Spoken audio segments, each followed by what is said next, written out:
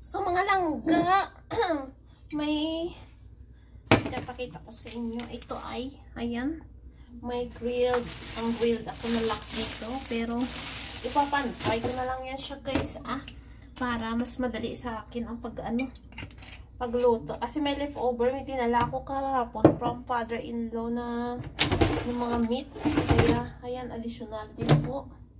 So, let's, luto-luto na ginagmay guys, Ayan.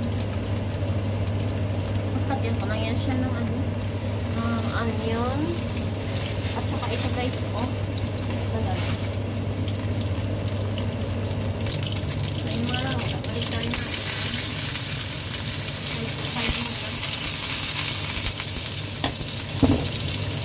So, yung mga lang, additional ko lang ngayon ang onions ko para sabay-sabay na yun sila maluto.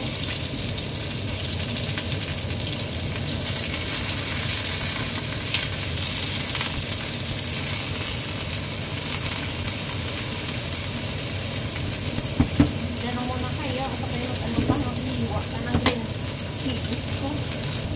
Ito na mga lang, wala pang piraso ito na na chilies. Parang maging bulbugi na yata ito. Outcook lang naman ito. I'm sure na masarap din ito guys. Ano naman si ating Merla. Mahilig sa mga experiment sa mga pagkain. Ayan.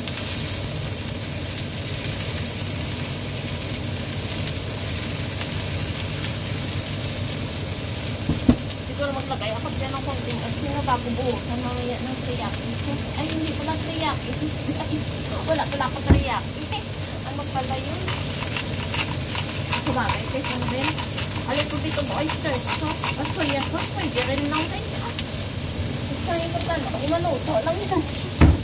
Kasi ano na rin ito kasi tasty na rin kasi itong natin, ang isda kasi natin, kasi nakamarinate na yan siya sa may tawag niya fritter or herbs. Ano pala? Sisimmer ko lang yan sa sandali guys kasi yan mga langga.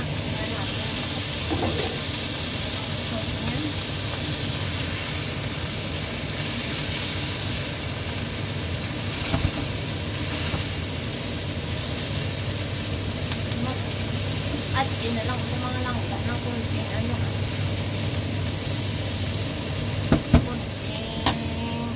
ayan, oyster sauce. Kunti lang talaga. Ayan.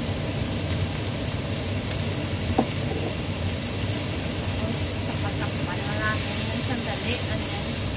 Silver na yan. Naka-silver na yan sa mga langga sa lumidong blue fire. Another 1 more minute and then it's ready na yan. So yan mga langga, tapos na yan. Kaya naman serve tayo.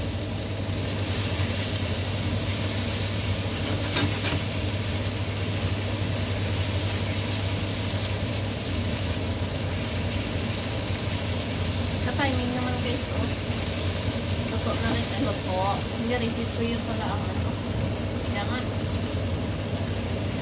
yung nakikita ang pagsiserve ko Teka, sandali. Dito kayo titingin.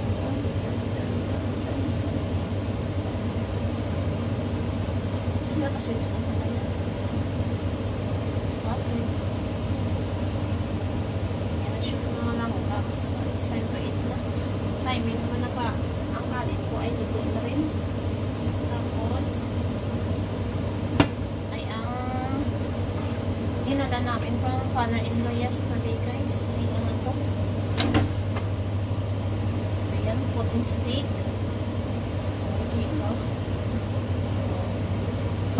So, ayan mga langga. Maraming salamat sa panonood. Sana po ay may makakain din po kayo. Thank you so much guys. Love, love. Bye everyone.